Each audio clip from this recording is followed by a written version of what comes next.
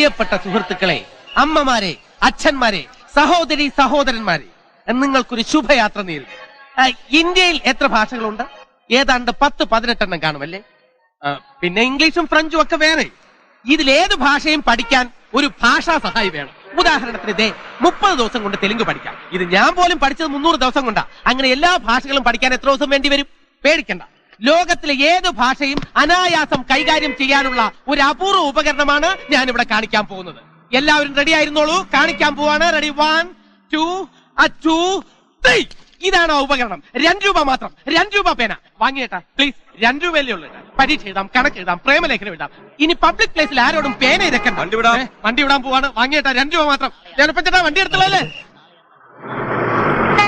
വെറും 2 രൂപ മാത്രം. എ ക്വാളിറ്റി പേന വെറും 2 രൂപ മാത്രം. A quality. ചേട്ടാ പേന വേണ്ടെങ്കിൽ വേണ്ട, ഞാൻ പറയുന്നൊന്ന് ശ്രദ്ധിച്ചെങ്കിലും ചെയ്യാമല്ലോ. ചേട്ടനെ കണ്ടാൽ അറിയാം ചേട്ടൻ ഒരു പേനയുടെ ആവശ്യമുള്ളത്. വാങ്ങിയേട്ടാ വെറും 2 രൂപ മാത്രം. എനിക്ക് എഴുതാറില്ലല്ലോ. എഴുതാൻ അറിയില്ലെങ്കിൽ ചേട്ടൻ ഈ പേന ഉപയോഗിച്ചാൽ മതി. ഇതെന്ത് പേന? ഇത് മഷി ഇല്ലാത്ത പേന. എഴുതാൻ അറിയാത്തവർക്ക് വേണ്ടി പ്രത്യേകം രൂപകൽപ്പന ചെയ്ത് എഴുതാത്ത പേന. കമ്പനി പ്രചരണാർത്ഥം വെറും 1 രൂപയ്ക്ക്. അതും വേണ്ടേ?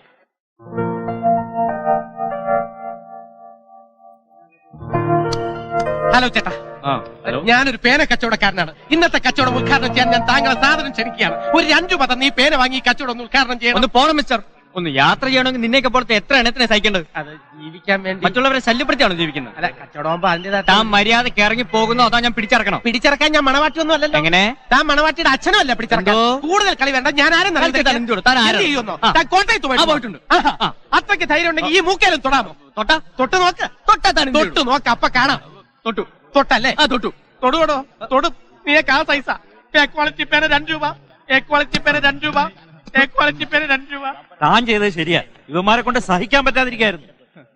അവരെ കുറ്റം പറഞ്ഞിട്ട് കാര്യമില്ല ചേട്ടാ. അതെ, തൊഴിലില്ലായ്മയാണല്ലോ നമ്മുടെ പ്രശ്നം. അത് പറയരുത്, അവിടെയാണ് തെറ്റ്.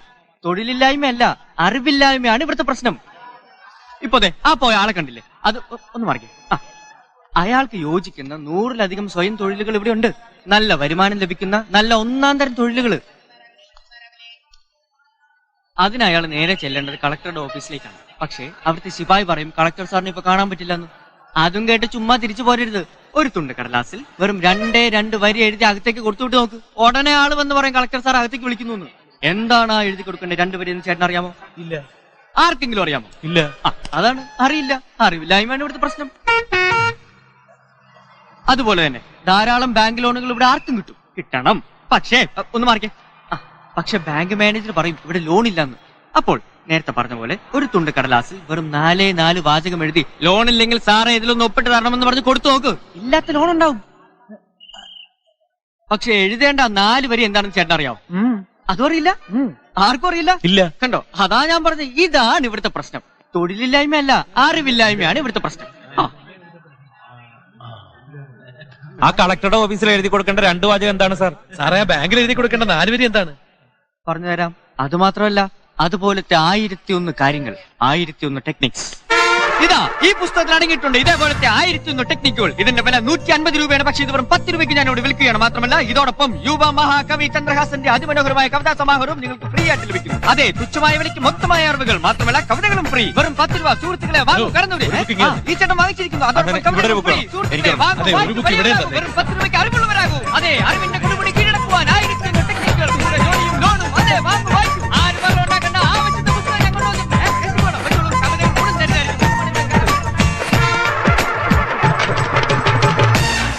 എടാ കള്ള സുവറേ, മേലാൽ ഈ സൈസ് നമ്പരുമായിട്ട് ഈ ബസ് സ്റ്റാൻഡിൽ കണ്ടാലുണ്ടല്ലോ ഇടിച്ചതിന്റെ ടെക്നിക്ക് ഇളക്കും. എണ്ണം തെറ്റി. കളി എന്റെ അടുത്ത് വേണ്ട. എന്റെ കയ്യിൽ പേന മാത്രമല്ല, പേന കത്തിയുണ്ട്. കാണണോ? അയ്യോ, പേനക്കത്തി എനിക്ക് ആവശ്യം. കത്തി കച്ചവടത്തിനല്ല, കുത്താനാ. തനിക്കിപ്പോ എന്താണോ വേണ്ടത്? എന്താ ചേട്ടാ പ്രശ്നം? എന്താ പ്രശ്നം ഒന്നോ? രാവിലെ മുതൽ ഈ പേനയും കൊണ്ട് നടക്കാൻ തുടങ്ങിയതാ. ഒരെണ്ണം പോലും വിറ്റിട്ടില്ല. അതിന്റെ ഇടയിലാ തന്റെ. അത്രേ ഉള്ളോ? താങ്കൾക്ക് ഇപ്പൊ പേന മുഴുവൻ വിറ്റ് തീർക്കണം, അത്രയല്ലേ ഉള്ളൂ? എന്താ താനിത് മുഴുവൻ വാങ്ങൂ? ഏയ്, ഞാനിത് മുഴുവൻ തീർത്തരാം. ഇങ്ങനെ താങ്ക്സ്. അയ്യോ, ഞാനും കൂടെ ജോയിൻ ചെയ്യാം. വേണ്ട വേണ്ട, ഇത് ഞാൻ ഡീൽ ചെയ്തോളാം. താൻ ഇവിടെ നിന്നാ മതി. സുഹൃത്തുക്കളെ, ഇതാ ഒരു പേന. ഈ പേന ഫ്രീ ആണെന്ന് പറഞ്ഞാൽ നിങ്ങൾ ആരും വിശ്വസിക്കില്ല എന്ന് എനിക്കറിയാം. പക്ഷെ ഇത് മേടിച്ചു വാങ്ങിച്ചൊന്ന് എഴുതി നോക്കൂ. ഇത് തികച്ചും ഫ്രീ ആണ്. സൗജന്യമായിട്ടൊരു പേന. കാശ് വേണ്ട, ഒറ്റ പൈസ വേണ്ട. തികച്ചും ഫ്രീ. ഒറ്റ പൈസ വേണ്ട, 100% ഫ്രീ. അതെ, വാങ്ങൂ. ഇന്നാ, ചേട്ടൻ വെച്ചോളൂ. അതെ, എല്ലാവർക്കും തരാം, ആരും ബഹളം ഉണ്ടാക്കരുത്. അയ്യോ, ഞാൻ പറഞ്ഞില്ല, 1 by 1 ആയിട്ട് മേടിക്കുക. ഇത് തെളിവാശാനെ. ഇത് തെളിയുമെന്ന് തെളിയിച്ചിട്ടാണ് ആശാനെ ഞാൻ ഈ തെളിഞ്ഞ മുഖവുമായി ഞെളിഞ്ഞു നടക്കുന്നത്. എന്റെ ആത്മാർത്ഥത ആരും ചോദ്യം ചെയ്യരുത്. പ്ലീസ്, ഈ പേന മേടിക്കൂ. മേടിക്കാൻ കയ്യെത്തണില്ല. പേടിക്കണ്ട, പേന തീർന്നു പോയാൽ പേന കത്തിയുണ്ട്, അതും ഫ്രീ. ഇപ്പൊ വരാൻ ചേട്ടാ, ഇപ്പൊ തീർത്തരാം കേട്ടോ. തീർത്തിട്ടെങ്കിൽ വാ, അപ്പൊ കാണാം. പിന്നെ കാണണം. കിട്ടാത്തവർ കടന്നു വരൂ. ഇനി വെറും 5 പേനകൾ മാത്രം. അതെ, അതും തീർന്നിരിക്കുന്നു. ഇരിക്കൂ ഇരിക്കൂ. സ്നേഹിത, നിങ്ങളുടെ കയ്യിൽ ഇപ്പോൾ എന്താണ്? പേന. വെറും പേനയല്ല, പണം കായ്ക്കുന്ന മരം, പണം ഉണ്ടാക്കി തരുന്ന മിഷ്യൻ. ഈ പേന നിങ്ങൾക്ക് ഇപ്പോൾ 167 രൂപ ഉണ്ടാക്കി തന്നിരിക്കുന്നു. എങ്ങനെയാണെന്ന് അറിയണ്ടേ? നിത്യജീവിതത്തിൽ നിരവധി വിജയങ്ങൾ സമ്മാനിക്കുന്ന 1001 കുറുക്കുവഴികൾ അടങ്ങിയ 1001 ടെക്നിക്സ്. 150 രൂപയുടെ ഈ പുസ്തകവും 30 രൂപയുടെ ഈ കവിതാ സമാഹാരവും നിങ്ങൾക്ക് വെറും 15 രൂപയ്ക്ക് ലഭിക്കുന്നു. ഇത് വാങ്ങുന്നവർക്ക് ആ പേനകളും ഫ്രീ ആയിട്ട് ലഭിക്കുന്നു. അതെ, 182 രൂപയുടെ സാധനങ്ങൾ വെറും 15 രൂപയ്ക്ക്. ഈ സന്ദർഭം നിങ്ങൾ മാക്സിമം പ്രയോജനപ്പെടുത്തൂ. ചേട്ടാ, ഇതാ പുസ്തകം, വെറും 15 രൂപ. എനിക്ക് പുസ്തകം വേണ്ട. എന്തോ? എവിടെയാ വീട്? കാലത്ത് എത്ര മണിക്ക് എഴുന്നേക്കും?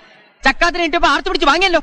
ഏയ് പതുക്കെ, ഇതാ പേന. ആഹാ, എല്ലാരും കൊണ്ട് നോക്കിയേ. വെറുതെ കിട്ടിയാൽ പാഷാണവും തിന്നും ഈ താടിച്ചേട്ടൻ. വെറുതെ കിട്ടിയാൽ പാഷാണവും തിന്നും. എന്റെ ചേട്ടോ, താനൊക്കെ വെറുതെ. ചേട്ടൻ ഇത്രയ്ക്ക് എച്ചിയാണോ ചേട്ടാ? ഏയ് മതി മതി. എത്രയാ അതിന്? 15 റുപ്പീസ്. എന്നാ പിടി. ചേട്ടാ, വെറുതെ കിട്ടുന്നൊക്കെ വാങ്ങി വെച്ച് കച്ചവടം തുടങ്ങുമ്പോൾ വേണ്ട എന്ന് പറയുന്ന ഊളന്മാരും ഊച്ചാളികളുമാണ് ബസ്സിലിരിക്കുന്നവരെന്ന് ചേട്ടൻ കരുതിയോ? കണ്ടുപിടിക്കും, മറ്റുള്ളവരെ കണ്ടുപിടിക്കും. ചേട്ടാ, 15 റുപ്പീസ് കണ്ടുപിടിക്കേ. എടുക്കൂ എടുക്കൂ sir. Thank you madam. 15 rupees. കോളേജിലാണല്ലേ? Thank U.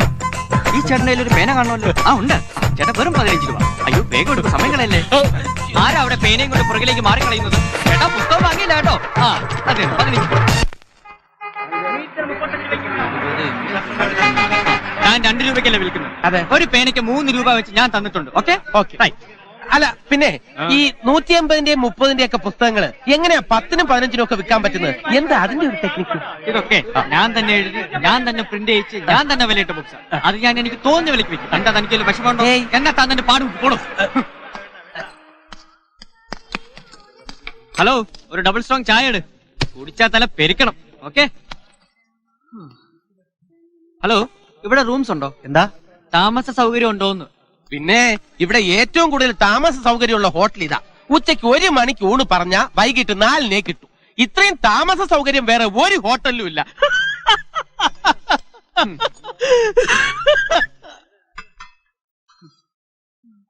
എന്റെ പേര് പങ്കജാക്ഷൻ. എന്താ തന്റെ പേര്?